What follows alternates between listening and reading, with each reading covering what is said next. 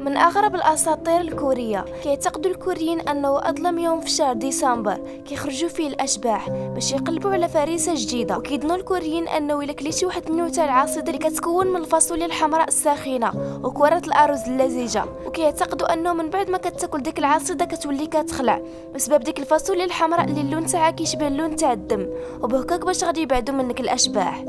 كاينه واحد الاسطوره كوريه مشهوره في منطقه دايغو سميتها اسطوره العرافه دايغو.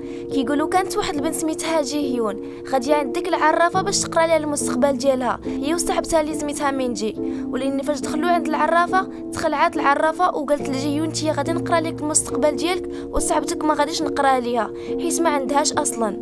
تقلقات جي هيون ومينجي ومشاو وما تلاوش بقاو عندها باش تقرا لهم المستقبل ديالهم.